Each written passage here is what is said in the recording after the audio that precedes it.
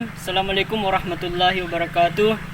Perkenalkan, nama saya Ahmad Fatul Syahbani dari kelas TP3 Prodi Pendidikan Agama Islam, jurusan Tarbiyah dan Keguruan. Video ini dibuat untuk menyelesaikan UAS mata kuliah dasar-dasar pendidikan dosen pengampu Pak Aan Setiawan Eskom.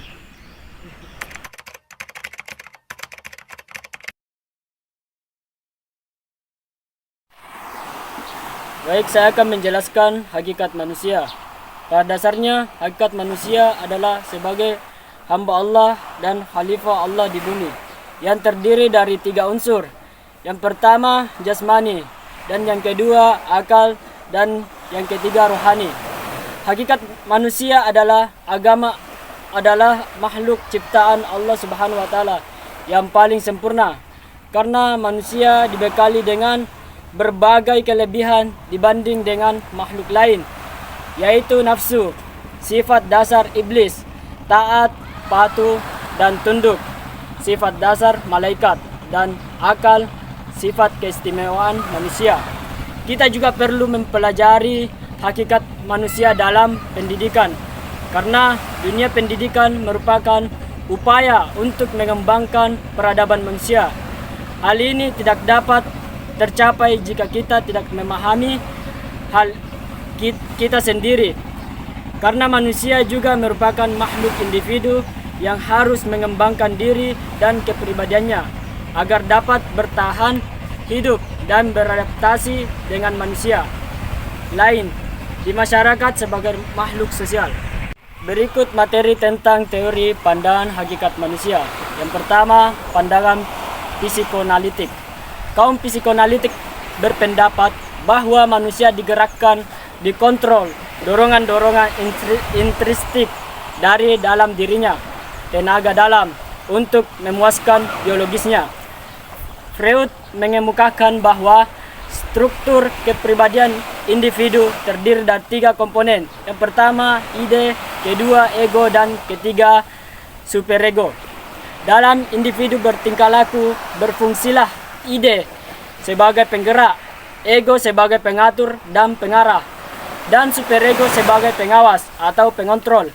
Superego mengontrol agar tingkah laku sesuai dengan aturan, nilai, moral, dan tradisi. Individu yang didominasi oleh idenya, tingkah lakunya menjadi impulsif yang didominasi oleh superegonya. Tingkah lakunya menjadi terlalu moralistik. Ego berperan menjadi agar individu tidak menjadi ekstrim, tetapi berada di antara keduanya. Panam ini berpendapat bahwa manusia hendaknya tidak secara mudah saja dianggap sebagai binatang yang digerakkan oleh tenaga dalam innate energi pada dirinya, melainkan juga memperhatikan rangsangan dan lingkungannya. Ketika masih muda, tingkah laku didominasi oleh insting, tetapi makin dewasa, lingkungan lebih berpengaruh. Kaum neoanalisis masih mengaku peran ide, ego, dan superego, tetapi lebih ditekankan pada peran ego. Dan yang kedua, pandangan humanistik. Roger, tokoh humanistik, berpendapat bahwa manusia itu memiliki dorongan untuk mengarahkan dirinya ke tujuan positif. Manusia itu rasional, tersosialisasikan, dan dalam beberapa hal dapat menentukan nasibnya sendiri. Menurut Roger, manusia pada hakikatnya dalam proses menyadari menjadi tidak pernah berhenti, tidak pernah selesai atau sempurna. Jadi, pandangan humanistik menolak pandangan Freud bahwa manusia pada dasarnya tidak rasional, tidak tersosialisasikan, dan tidak memiliki kontrol terhadap nasib dirinya. Adler, humanis, berpendapat bahwa manusia digerakkan oleh rasa tanggung jawab sosial dan kebutuhan untuk mencapai sesuatu, bukan semata-mata untuk memuaskan dirinya. Individu melibatkan dirinya dalam bentuk usaha untuk mewujudkan diri sendiri, dalam membantu orang lain, dan dalam membuat dunia menjadi lebih baik untuk dihuni. Dan yang ketiga, pandangan behavioristik. Pandangan behavioristik adalah teori belajar yang mengedepankan perubahan perilaku seperti didik sebagai hasil proses pembelajaran. Terjadinya perubahan tingkah laku diakibatkan oleh adanya interaksi antara stimulus dan respon. Teori belajar ini berorientasi pada perilaku yang lebih baik. Stimulus adalah apa saja yang diberikan oleh guru kepada siswa, dan stimulus adalah reaksi atau tanggapan stimulus yang diberikan. Prinsip teori belajar behavioristik adalah sebagai berikut. Yang pertama, apabila seseorang sudah mampu menunjukkan perubahan perilaku, maka dikatakan sudah belajar. Dan yang kedua, hal yang paling penting pada teori ini adalah stimulus dan respon karena bisa diamati. Yang ketiga, adanya penguatan, yaitu hal-hal yang bisa memperkuat respon. Penguatan bisa berupa penguatan positif dan negatif.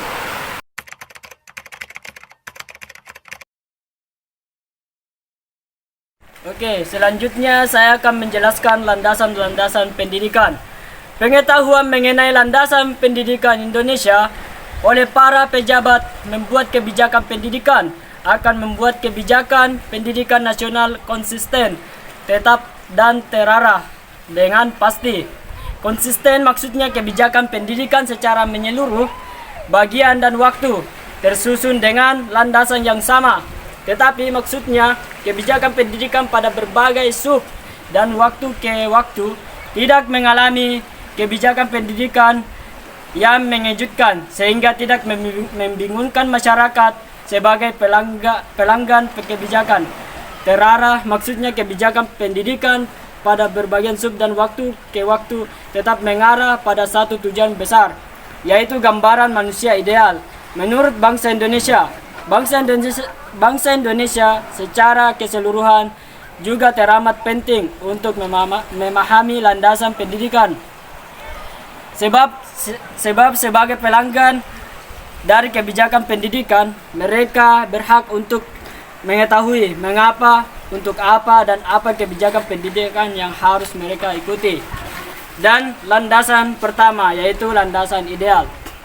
Dalam Undang-Undang Pendidikan Nomor 4 pada tahun 1950 tentang dasar-dasar pendidikan dan pengajaran sekolah bab 3 pada pasal 4 tercantum bahwa landasan ideal pendidikan dan pengajaran ialah membentuk manusia susila yang cakap dan warga negara yang demokratis serta bertanggung jawab tentang kesejahteraan masyarakat dan tanah air.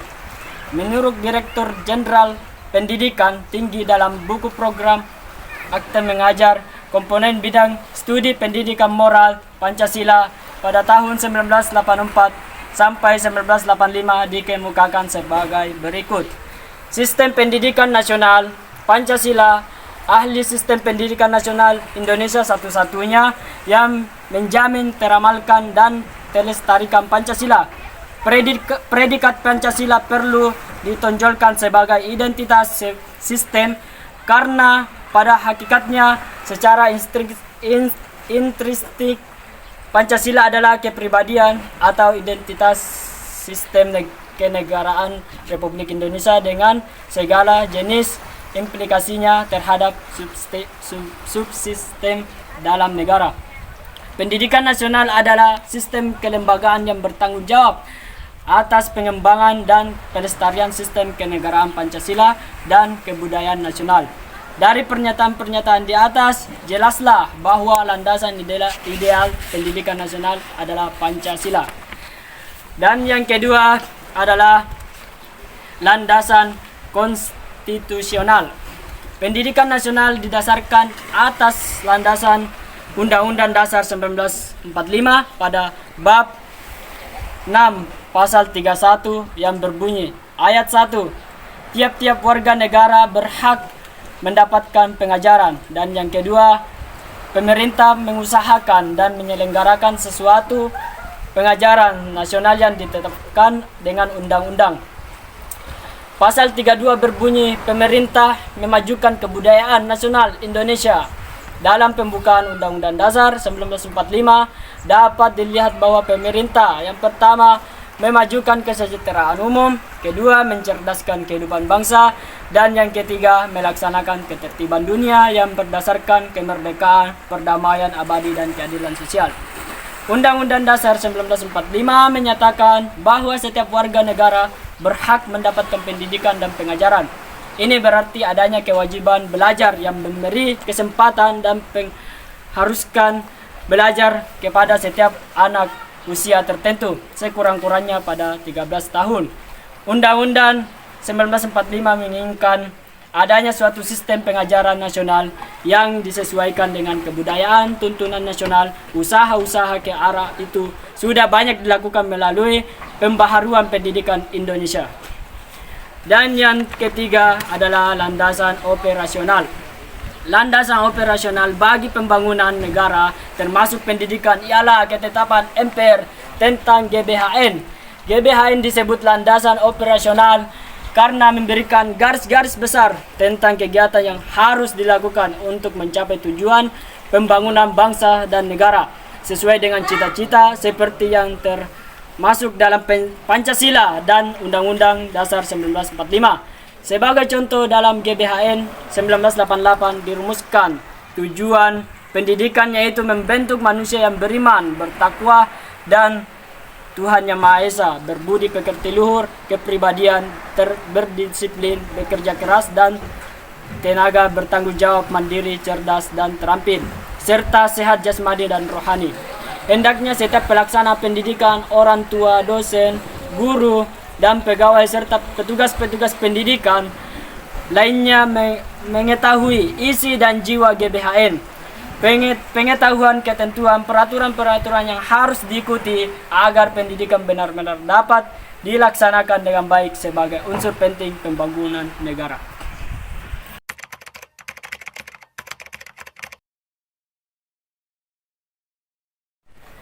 Baik, selanjutnya saya akan menjelaskan teori belajar konstruktivisme. Apa itu teori belajar konstruktivisme? Teori belajar konstruktivisme adalah teori belajar yang meyakini bahwa pengetahuan dibangun oleh individu itu sendiri. Pengetahuan bukanlah sesuatu yang ditransfer dari guru kepada siswa, melainkan sesuatu yang ditemukan dan diciptakan oleh siswa sendiri melalui pengalaman dan interaksinya dengan lingkungan. Teori belajar konstruktivisme ini didasarkan pada beberapa asumsi, yaitu yang pertama, pengetahuan bersifat subjektif. Pengetahuan yang dimiliki oleh setiap individu yang berbeda-beda tergantung pada pengalaman, pengetahuan awal, dan latar belakang budayanya. Pengetahuan dibangun secara aktif oleh individu. Pengetahuan tidak dapat ditransfer secara pasif dari guru kepada siswa, melainkan harus dikonstruksi oleh siswa sendiri melalui proses berpikir, refleksi, dan tindakan. Dan kedua, pengetahuan bersifat dinamis dan terus berkembang.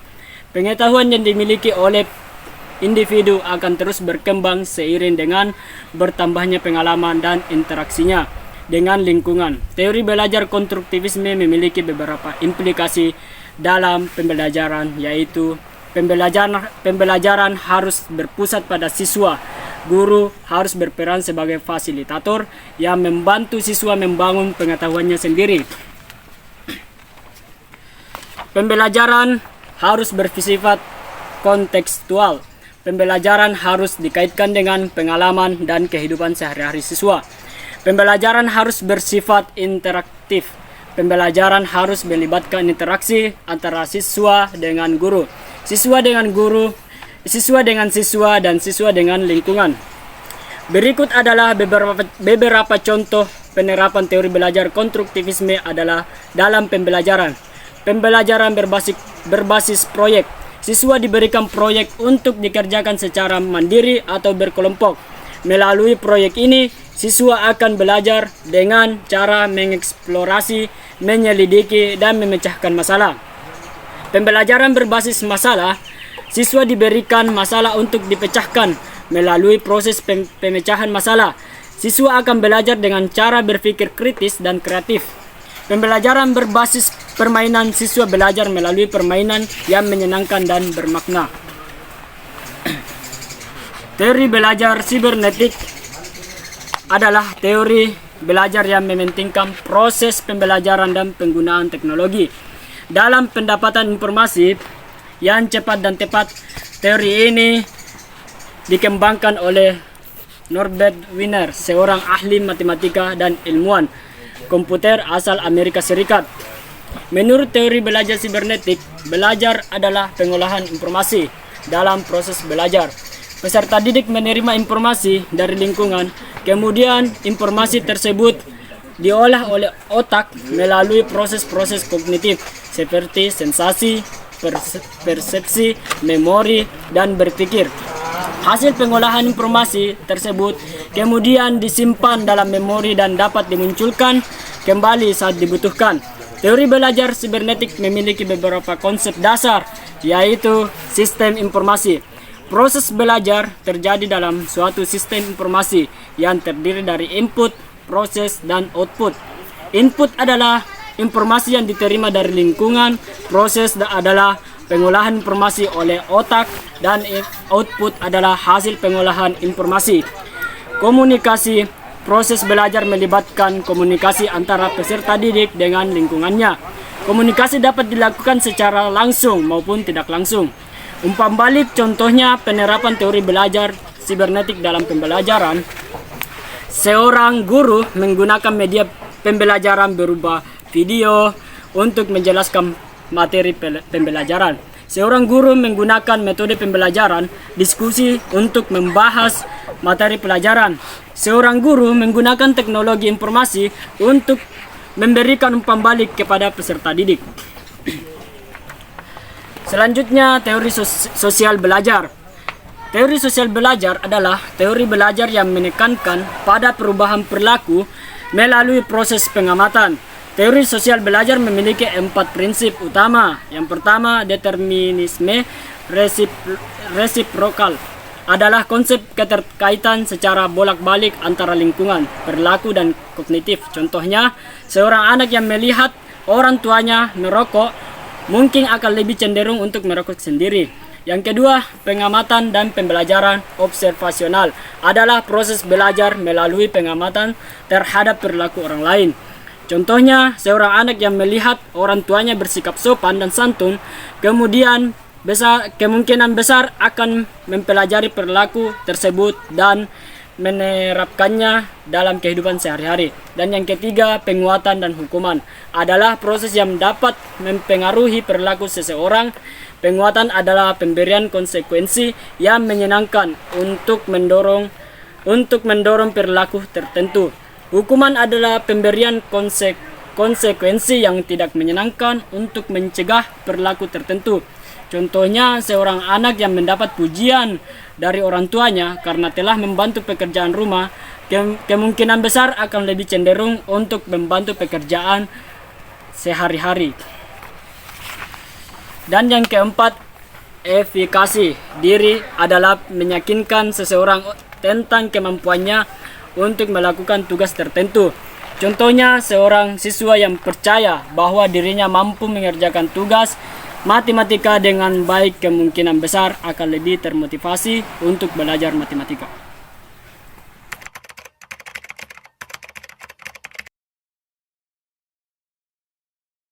Selanjutnya, saya akan menjelaskan apa itu tujuan dan fungsi pendidikan. Tujuan pendidikan adalah hasil yang diharapkan dari proses pendidikan. Tujuan pendidikan dapat dirumuskan secara umum maupun khusus. Tujuan pendidikan umum adalah tujuan yang ingin dicapai oleh semua jenis dan jenjang pendidikan. Tujuan pendidikan umum di Indonesia tercantum dalam Undang-Undang Nomor 20 Tahun 2003 tentang Sistem Pendidikan Nasional, yaitu mengembangkan potensi peserta didik agar menjadi manusia yang beriman dan bertakwa kepada Tuhan Yang Maha Esa, berakhlak mulia, serta sehat, berilmu, cakap, kreatif, mandiri, dan menjadi warga negara yang demokratis serta bertanggung jawab. Tujuan pendidikan khusus adalah tujuan yang ingin dicapai oleh salah satu jenis atau jenjang pendidikan tertentu. Misalnya tujuan pendidikan dasar adalah untuk membekali peserta didik dengan pengetahuan dan keterampilan dasar yang diperlukan untuk melanjutkan pendidikan ke jenjang yang lebih tinggi. Adapun fungsi pendidikan adalah peranan atau manfaat pendidikan dalam kehidupan masyarakat.